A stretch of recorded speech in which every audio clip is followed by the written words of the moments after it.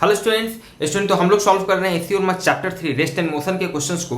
और स्टूडेंट इस चैप्टर के जितने भी क्वेश्चन है, question for short answer, objective 1, 2 और एक्सरसाइज के क्वेश्चन, उन सारे क्वेश्चन के सॉल्यूशन के लिंक आपको नीचे डिस्क्रिप्शन बॉक्स में मिल जाएंगे या फिर आप प्लेलिस्ट में भी जाकर देख सकते हैं। तो चलिए शुरू करते हैं वीक के क्लास को। और जो भी स्टूडेंट चैनल पर नया है प्लीज चैनल को सब्सक्राइब कर लें।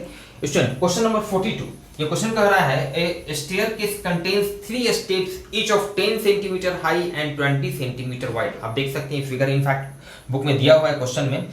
आपका ये एक स्टेयरकेस है जहां पे हर स्टेप का आपका हाइट कितना है 10 सेंटीमीटर और विड्थ कितना है, ये दिस इज 20 सेंटीमीटर आपको दिया हुआ है। तो क्वेश्चन हमसे पूछ रहा है what should be the minimum horizontal velocity of a ball rolling off the upper most plane so as to hit directly the lowest plane. चलिए ठीक है, तो इसके जो टॉप मोस्ट जो अपर मोस्ट जो लेयर है, यहां पर एक बॉल रोल कर रहा है तो इसका पूछ रहा है कि मिनिमम कितना स्पीड होना चाहिए, मिनिमम कम से कम कितना होना चाहिए सो दैट ये जो लोएस्ट जो प्लेन है, इसका लोएस्ट जो प्लेन है यहां पर ये इसको हीट कर दे, लोएस्ट प्लेन को हीट कर दे। क्लियर है? चलिए स्टूडेंट, मान लिया अगर मिनिमम स्पीड की बात ना करें, मिनिमम मान लिया काफी ज्यादा स्पीड से इसको फेंका जाए, तो सपोज कीजिए बहुत ज्यादा स्पीड से अगर इसको हॉरिजॉन्टली इस तरह से प्रोजेक्ट करेंगे, बहुत ज्यादा स्पीड से इसको, ठीक है, तो ये कुछ इस तरह का यहाँ पे, तो भी ये इस केस में भी ये क्या है कि लोएस्ट प्लेन पे आ जाएगा, कोई परेशानी नहीं है। चलिए ठीक है, थोड़ा सा स्पीड अगर हम कम करेंगे, थोड़ा सा स्पीड कम करेंगे तो क्या होगा, मान ली वेक्टर के फॉर्म में दिखाए तो अभी ये इसका लेंथ, एरो का जो लेंथ होता है इसके मैग्नीट्यूड को मान लिया आप थोड़ा सा अगर स्पीड कम करें तो ये कुछ क्या होगा, इस तरह का पाथ फॉलो करेगा। आप समझ सकते हैं। अगर और थोड़ा स्पीड कम करें हॉरिजॉन्टल डायरेक्शन में, लेकिन स्पीड और थोड़ा कम कर दें, एरो का लेंथ को और कम कर दें तो क्या होगा, ये कुछ इस तरह का फॉलो करेगा। आप समझ सकते हैं। करते करते ये जो पार्टिकुलर स्पीड होगा, देखिएगा ये जो पार्टिकुलर स्पीड होगा सो डैट कि ये इस कॉर्नर को लगभग टच करता हुआ निकल जाए, हॉरिजॉन्टल डायरेक्शन में कंफ्यूजन नहीं होना चाहिए। ये पार्टिकुलर इस स्पीड के लिए जब ये इस तरह से इसको लगभग टच करता हुआ निकल जाए, ये इसका मिनिमम पॉसिबल स्पीड होगा। क्योंकि अब अगर आप इससे कम स्पीड किए, हॉरिजॉन्टल डायरेक्शन में बहुत तेजी से प्रोजेक्ट किए, बहुत दूर जाके गिरा, थोड़ा सा कम स्पीड किए, थोड़ा सा और पहले गिरा, थोड़ा सा कम करते हल्का सा ऐसे प्रोजेक्ट किए, इसको लगभग इसको टच करता हुआ ये गिरा। अब अगर इससे आप स्पीड कम किए तो ये क्या होगा, ये लगभग इस पर गिर जाएगा, ये कुछ इस तरह का, ये इस प्लेन पे गिर जाएगा, जबकि बॉल को हमको गिराना है लोएस्ट प्लेन पे। तो ये मेरा क्लियर है स्टूडेंट कि ये जो स्पीड होगा यही लोएस्ट पॉसिबल स्पीड होगा। मतलब सिचुएशन मेरा ऐसा होना चाहिए, लोएस्ट स्पीड के लिए, मिनिमम पॉसिबल स्पीड के लिए, सो डैट कि ये लोएस्ट प्लेन पे गिर जाए, सिचुएशन ऐसा होगा। ये आपको समझना होगा स्टूडेंट, सिचुएशन आपका ये होगा। क्लियर है? इस केस में इसको और ज्यादा थोड़े अच्छे से अगर इसको बनाएं हम लोग तो कुछ इस तरह का सिचुएशन होगा। ये इसको हम लोग हॉरिजॉन्टल डायरेक्शन में मान लिया है, ये जो मिनिमम पॉसिबल स्पीड है मान लेते हैं, दिस इज यू स्पीड है, तो इस स्पीड पार्टिकुलर ये मिनिमम पॉसिबल स्पीड में ये कुछ इस तरह का गिरेगा। क्लियर है? अब तो ये हमें निकालना है क्या, मिनिमम पॉसिबल स्पीड का वैल्यू निकालना, मिनिमम हॉरिजॉन्टल वेलोसिटी। ये मिनिमम हॉरिजॉन्टल जो वेलोसिटी है इसी का स्टूडेंट हमें वैल्यू निकालना है। कैसे सोचेंगे?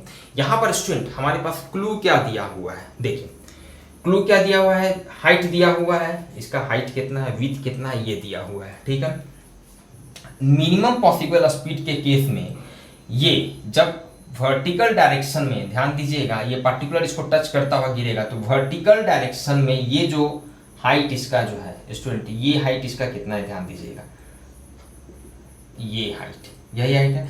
वर्टिकल डायरेक्शन में इसका डिस्प्लेसमेंट जब 20 सेंटीमीटर है, ये हाइट कितना हो गया, 20 सेंटीमीटर। जब वर्टिकल डायरेक्शन में इसका डिस्प्लेसमेंट 20 सेंटीमीटर है, उस समय हॉरिजॉन्टल डायरेक्शन में इसका डिस्प्लेसमेंट, हॉरिजॉन्टल डायरेक्शन में डिस्प्लेसमेंट, ये डिस्प्लेसमेंट ध्यान दीजिएगा, ये कितना है स्टूडेंट, 40 सेंटीमीटर। ये एक क्लू है हमारे पास। ठीक है, और तो कुछ नहीं है, और कुछ है क्या, और यहाँ पर तो कुछ नहीं दिया हुआ है, बस स्टेयर का हाइट और विड्थ दिया हुआ है। और ये पता चल गया कि भाई मिनिमम हॉरिजॉन्टल स्पीड के केस में ये इसको टच करते हुए जाएगा, और जब ये इसको टच करते हुए जाएगा तो उस समय इसका वर्टिकल डिस्प्लेसमेंट होगा 20 सेंटीमीटर और हॉरिजॉन्टल डिस्प्लेसमेंट होगा 40 सेंटीमीटर। ये क्लू है हमारे पास। तो यहाँ से स्टूडेंट आप समझिएगा, यहाँ से हम लोग क्या क्या निकाल सकते हैं। वर्टिकल डायरेक्शन में चूंकि इसका स्पीड तो 0 है, वर्टिकल डायरेक्शन में तो कोई स्पीड नहीं है, कोई स्पीड नहीं है, तो वर्टिकल, अगर वर्टिकल डायरेक्शन में आप इक्वेशन लिखते हैं तो फॉर वर्टिकल मोशन, देखिए इसको 2-3 तरीके से बना सकते हैं, देखते हैं हम लोग। फॉर वर्टिकल मोशन अभी स्टूडेंट हम लोग देख रहे हैं इसका पहला मेथड। चलिए देखिए जो मेथड 1 वर्टिकल मोशन के लिए हम लोग 2 इक्वेशन लिखेंगे, एक वर्टिकल मोशन के लिए लिखेंगे।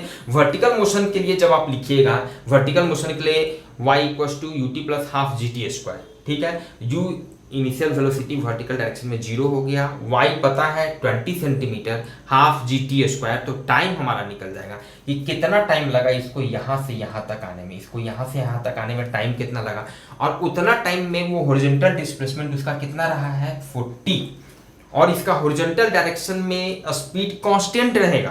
प्रोजेक्टाइल मोशन अगेन आप जान रहे हैं कि इसका स्पीड u हॉरिजॉन्टल डायरेक्शन में ये हमेशा कांस्टेंट रहेगा एट एवरी पॉइंट, क्योंकि हॉरिजॉन्टल डायरेक्शन में कोई एक्सेलरेशन नहीं है, ठीक है। तो बहुत आसानी से हॉरिजॉन्टल डायरेक्शन में डिस्प्लेसमेंट पता है, यहाँ से इसको टाइम कितना लगा हॉरिजॉन्टल डायरेक्शन डिस्प्लेसमेंट कवर करने में, स्पीड कांस्टेंट है, इस ब्रॉड यूटी से हम डायरेक्ट निकाल लेंगे। देखते हैं स्टूडेंट, वर्टिकल मोशन के लिए हमारे पास जो इक्वेशन है y = ut + ½ gt²। y आपका वर्टिकल डायरेक्शन में डिस्प्लेसमेंट हो गया, u कंफ्यूजन नहीं होना चाहिए, u is the initial velocity in vertical direction. Vertical direction में इनिशियल वेलोसिटी है जो कि 0 है, वर्टिकल डायरेक्शन में कोई इनिशियल वेलोसिटी नहीं है, जो भी है हॉरिजॉन्टल डायरेक्शन में u स्पीड से इसको फेंका गया। क्लियर है। तो यहाँ से देखिए वर्टिकल डायरेक्शन में इसका डिस्प्लेसमेंट कितना है 20 सेंटीमीटर, जिस समय डिस्प्लेसमेंट 20 सेंटीमीटर है, चलिए वर्टिकल डायरेक्शन में इसका इनिशियल स्पीड 0 है, कंफ्यूजन नहीं होना चाहिए। क्लियर है। ऐसा करते हैं, इसको हम लोग लिख देते हैं स्टूडेंट, इसको मान लिया हम लोग लिख देते हैं v0 लिख देते हैं।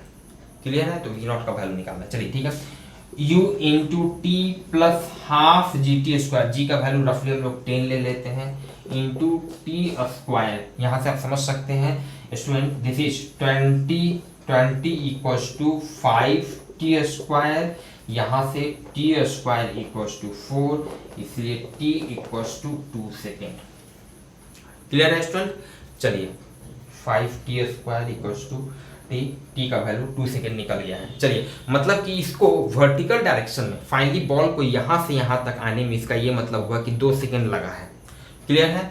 नाउ अब हम लोग क्या करेंगे, और उतना ही 2 सेकेंड में ये हॉरिजॉन्टल डायरेक्शन में कितना डिस्टेंस ट्रैवल किया है 40 सेंटीमीटर डिस्टेंस ट्रैवल किया है। चलिए तो ठीक है, हम लोग लगा लेते हैं फॉर हॉरिजॉन्टल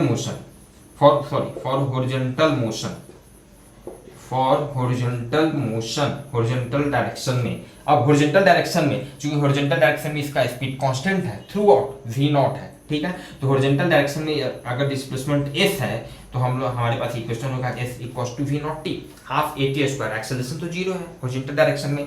अब हॉरिजॉन्टल डायरेक्शन में डिस्प्लेसमेंट जब इसका 40 सेंटीमीटर है, 40, ठीक है, स्पीड तो कंटिन्यू v0 है, और ये 40 सेंटीमीटर डिस्प्लेसमेंट इसका हॉरिजॉन्टल डायरेक्शन में।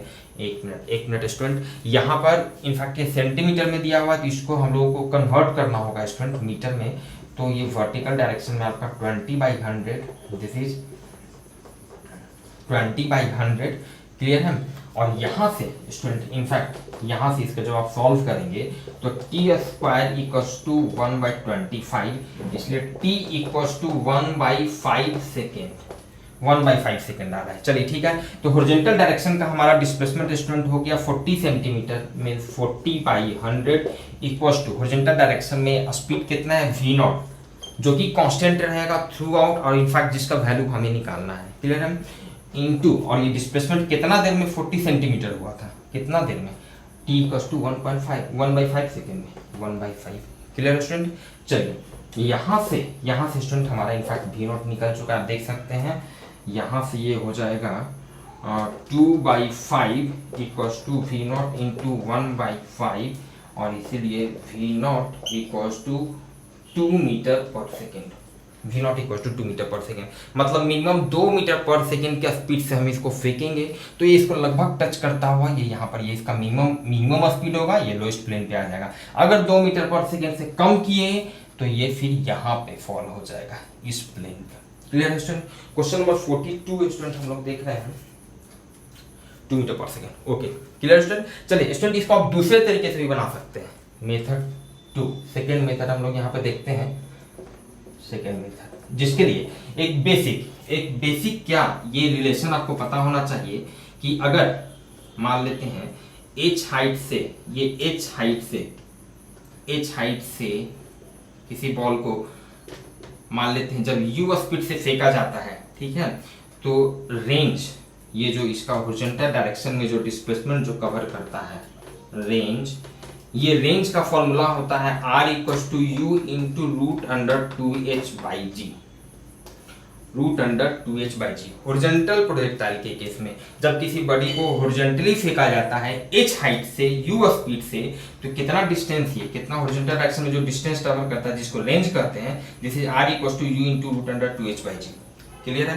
डायरेक्टली ये फॉर्मूला का यूज करके भी आप बना सकते हैं। देखिए जब रेंज 40 सेंटीमीटर है, रेंज है 40 सेंटीमीटर, ठीक है, हाइट कितना है h कितना है 20 सेंटीमीटर, ठीक है, तो देखिए r के जगह पे यहाँ से r हो गया आपका 40 सेंटीमीटर, मतलब 40 बाई 100 इक्वल्स टू u क्या हो गया स्पीड ऑफ प्रोजेक्शन, हॉरिजॉन्टली जितना जो आप इसको फेंके हैं कितना स्पीड से फेंके हैं v नॉट स्पीड से into root under 2h by g, 2 into h कितना हाइट है, कितना हाइट पर से फेंके हैं 20 सेंटीमीटर, ठीक है, तो 20 रेंज जब 40 है तो हाइट कितना है 20।